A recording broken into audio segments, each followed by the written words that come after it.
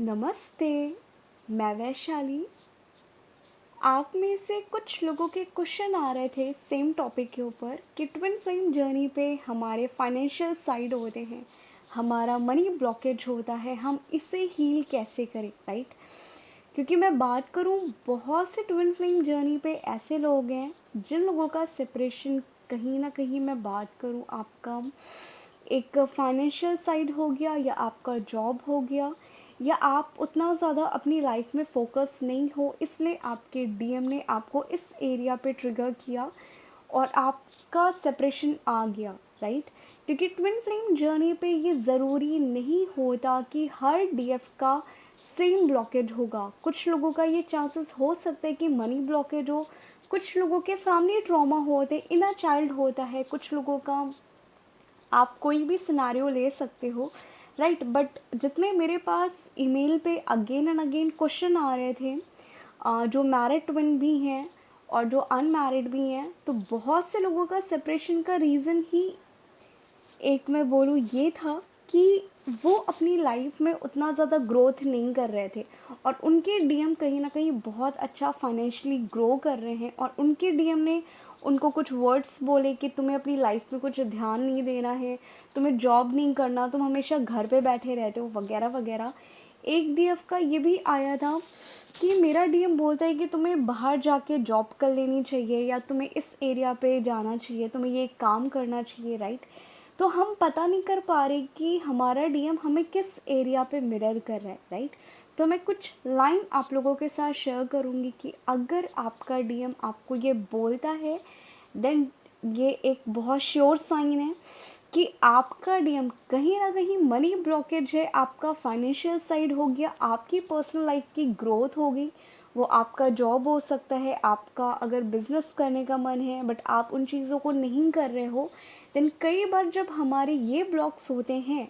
तो भी हमारा डीएम हमें कमिटमेंट नहीं देता, तो भी वो हमसे रन करता है, राइट? और मैं बात करूँ, कुछ ट्विन फ्लेम जर्नी पे ऐसे भी लोग हैं जो ऑलरेडी मैरिड हैं, या जो मैं बात करूँ ऑलरेडी डाइवोर्सिंग है, बट वो जॉब नहीं कर रहे, वो कहीं ना कहीं डिपेंड हैं अपने फाइनेंशियल नीड के लिए, अपनी ग्रोथ के लिए, राइट?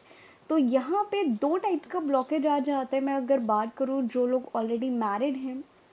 पहला, आपकी कार्मिक साइकिल, आप उसे सोलमेट साइकिल बोल सकते हो, आपकी कार्मिक साइकिल बोल सकते हो, आप कुछ भी बोल सकते हो, बट पहला आपका मेन ब्लॉकेज ये भी आ जाता है क्योंकि कहीं ना कहीं आपके कर्मा बहुत ज़्यादा थे। तो यहाँ तीन चीज़ आती है, पहले आपके कर्मा, सेकंड ये कार्मिक साइकिल, थर्ड आपका फाइनेंशियल ब्लॉक। बट बहुत से लोग गलती क्या करते हैं कि आपको पता चल गया कि आपको हीलिंग करनी है, आपका ब्लॉकेज है क्या, और आप हीलिंग सिर्फ खाली ये कर रहे हो किसने मुझे क्या बुरा बोला, किसने मुझे क्या किया, आप खाली ये इशू पिक करके हील करना शुरू कर देते हो, देन यस, ये आपका काम आएगा, 100% काम आएगा। बट यहाँ पे दो चीज़ आती है, पहली हमारी हीलिंग प्रोसेस आती है जो इस एरिया पे हमारे ब्लॉक्स हील हो जाते हैं। सेकेंड टाइप का हमारा एक्शन लेना पड़ता है, कुछ चीज़ें जब हम एक्शन लेते हैं तब वो ब्लॉक्स हम हील कर पाते हैं, और तब कहीं ना कहीं वो ब्लॉकेजेस हमारे यूनियन में अगर आ रहे हैं वो हील होके रिलीज़ होना शुरू हो जाते हैं, और तब कहीं ना कहीं आपका डीएम आके आपको कहीं ना कहीं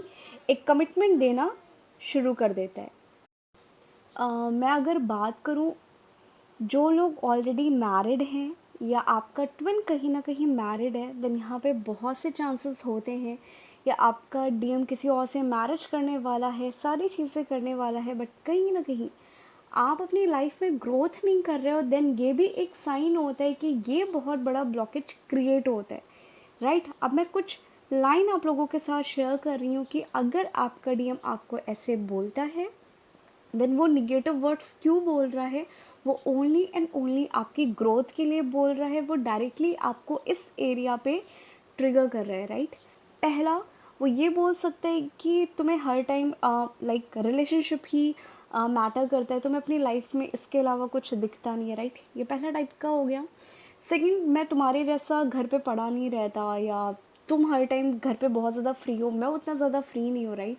ये भी बोल सकते हैं। थर्ड आपका, कि ऑल टाइम खुद को बिज़ी दिखाना, कि ऑल टाइम मैं बिज़ी हूँ बिज़ी हूँ, और वो ओनली एंड ओनली आपको अवॉइड करे, देन यहाँ पे बहुत से लोग कहते हैं कि मेरा डीएम मुझे इग्नोर करता है, कि वो ऑल टाइम ये बोलता रहता है कि मैं बिज़ी हूँ, बट वो बिज़ी नहीं होता, वो डायरेक्टली मुझे इग्नोर करे। बट वो कहीं ना कहीं आपको ये सिखाना चाहता है वो लेसन कि आप अपने एरिया पे इस जोन से निकल के आप कहीं ना कहीं अपने फाइनेंशियल साइड के ऊपर काम करना शुरू कर दो, जिसकी वजह से वो कई बार हो सकते कि आपको इंसल्ट करे, राइट। तो यहाँ पे अगर ऐसे कोई भी सेंटेंस वो बोलता है कि तुम्हें लाइफ में कुछ नहीं करना, तुम्हें घर पे पड़े रहना है, तुम्हें इसके अलावा कुछ करना नहीं है, वो आपको कहीं ना कहीं जॉब को लेके बोले कि लाइफ में कुछ करो, कुछ कमाओ, ये सारी लाइनें बोले, राइट, देन कहीं ना कहीं वो आपको आपके मनी ब्लॉकेजेस को ट्रिगर कर रहा है और आपको यहाँ पे एक्शन लेने की ज़रूरत है। यहाँ पे दो सिनेरियो होता है। पहला, यहाँ पे अगर आप हीलिंग करोगे, हीलिंग काम आता ही आता है, बट अगर आप एक्शन नहीं लोगे, आप अपने कंफर्ट जोन से नहीं निकलोगे, तब तक ये ब्लॉकेज आपके अंदर रहेगा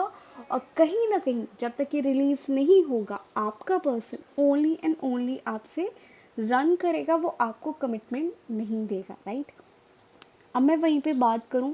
ये ब्लॉकेज क्रिएट कैसे होते हैं। यहाँ पे दो चीज़ होती है। पहला, एक डाउट आपके घर वालों से मिलता रहता है कि आपको लाइफ में कुछ और करना था और आपको कराया कुछ और जा रहा है। पहला तो ये होता है। सेकंड, हमारा जो एंसेस्टर कर्मा हो जाते हैं, वहाँ पे आपकी फैमिली से आपके दादा परदादा, दादा के दादा जो भी हो सकता है कि आपकी लाइफ में उन लोगों ने कुछ ऐसे कर्मा क्रिएट किए हों जहाँ पे मनी को लेके उन्होंने किसी को यूज़ किया हो, या उन्होंने किसी को नीचा दिखाया हो, या मनी को लेके बहुत ज़्यादा प्राउड हो उनके अंदर, राइट। या जब उनके पास लोग आते हों और उन्होंने किसी की मनी को लेके हेल्प ना की हो, राइट, ये सेकेंड टाइप का ब्लॉकेज कहीं ना कहीं क्रिएट हो जाता है। और जो थर्ड क्रिएट होता है वो कहाँ से क्रिएट होता है, यहाँ पे ये कि आपके फैमिली में भी कुछ मेंबर ऐसे हो सकते हैं जिनको लाइफ में एग्जैक्टली करना कुछ था, उनका एम कुछ था, उनका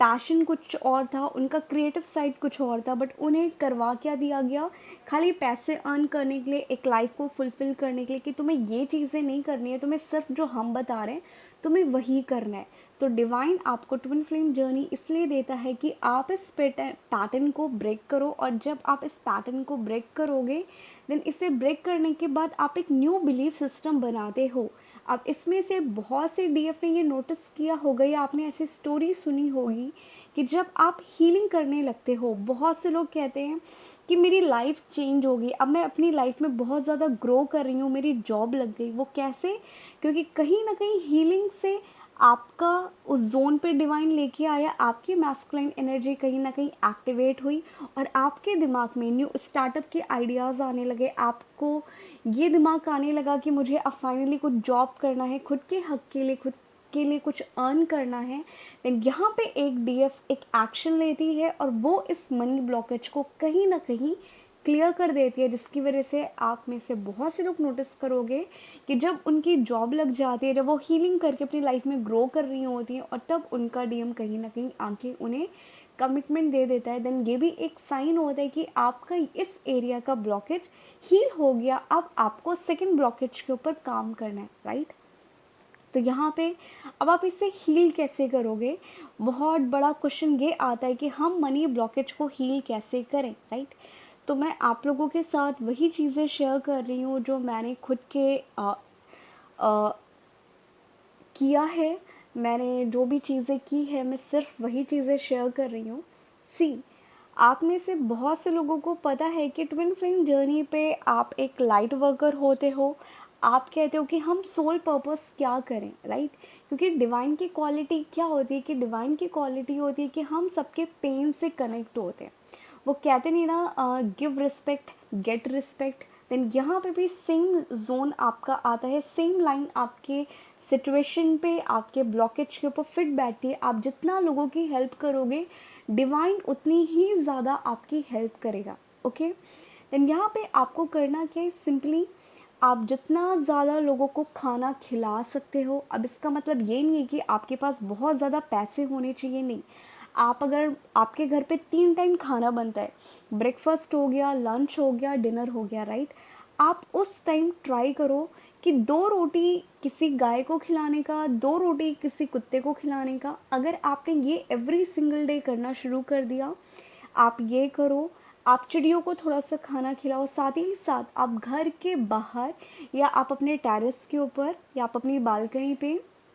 किसी भी बर्ड्स के लिए आप पानी रखना शुरू कर दो। और जब आप पानी रखना शुरू कर दोगे तो जितने भी हमारे कर्मा होते हैं वो ख़त्म होना शुरू हो जाते हैं, क्योंकि जितने भी एनिमल को जब आप फीड कराते हो, आप उन्हें फीड इसलिए नहीं करा रहे कि उन्हें भूख लगी है। कहीं ना कहीं यस, आप उन्हें फीड कराते हो, उनकी भूख शांत होती है, बट कहीं ना कहीं वो आपको ग्रैटिट्यूड पे करते हैं, वो आपको ब्लेसिंग देते हैं। तो जितने भी आपके बैड कर्मा होते हैं, जितने भी आपके प्लैनेट्स में एक दोष आता है जो लोग कहते हैं, राइट, क्योंकि आप जितने भी पंडित के पास जाओगे वो आपको पूजा बताते हैं, वो आपको ये बोलते हैं कि तुम्हें इतने लोगों को खाना खिला देना चाहिए, इतने गरीबों को ये कपड़े दे देने चाहिए, आपको ये पूजा करनी चाहिए। तो यहाँ पे सेम रूल फॉलो होता है। तो यहाँ पे 2 चीज़ आ रही है। पहला, आप लोगों की हेल्प कर रहे हो, तो जितना आप लोगों को डोनेट करोगे, जितना आप लोगों को दोगे अपने हाथों से, उतना डिवाइन उसका डबल करके आपको देगा, पहला। और पानी कहीं ना कहीं आपके फ्लो को शो करता है। पानी एक सिंबलाइज करता है लक्ष्मी को, ये आप सभी को पता होगा। तो जितना ज़्यादा आप पानी किसी कुत्ते को पिला दोगे, आप किसी गाय को पिला दोगे या आप किसी जानवर को पिलाना शुरू कर दोगे,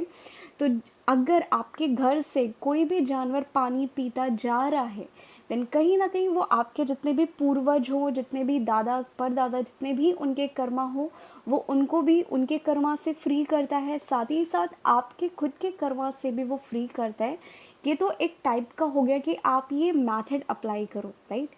अब जो सेकंड चीज़ आती है वो आपका चक्रा मेडिटेशन आता है। अब यहाँ पे 2 चीज़ आती है। पहला, हम तो चक्रा मेडिटेशन कर रहे हैं बट हमें कोई रिजल्ट नहीं मिल रहा। सी यहाँ पे होता क्या, या तो वो पूरी तरीके से अगर आपका ब्लॉक्ड है, देन आप ओनली फियर, एंजाइटी, डिप्रेशन से डील करोगे। आप अपनी लाइफ में रिस्क लेना पसंद नहीं करोगे, आप अपनी लाइफ में सेम पैटर्न में ही घूमते रहोगे कि नहीं मुझे ये कर लेना चाहिए, मुझे वो लाइन पे कर लेना चाहिए, राइट। जिनमें से बहुत सी डीएफ ने ये नोटिस किया होगा कि जब आपने हीलिंग करना शुरू कर दिया, जब आपके चक्र एक्टिवेट होना शुरू हो गए, कहीं ना कहीं आपको, इससे पहले हो सकता है कि आप आईएएस की प्रिपरेशन कर रहे हो बट अब आपका आईएएस बनने का मन ना कर रहा हो। अभी तक अब आप टीचर थे बट अब आपका मन कर रहा हो कि मैं डांस क्लास ओपन अप कर लूँ, राइट। क्योंकि कहीं ना कहीं डिवाइन को इस एरिया पे आपका मनी ब्लॉकेज क्लियर करना है, जिससे रिलीज़ होना है, राइट। देन अगर आपका हीलिंग के बाद आपको स्विच ऑन एंड ऑफ हो रहा है कि मुझे किस लाइन में जाना चाहिए, किस लाइन में नहीं जाना चाहिए, देन कहीं ना कहीं डिवाइन आपको साइन दे रहा है कि जो डीएफ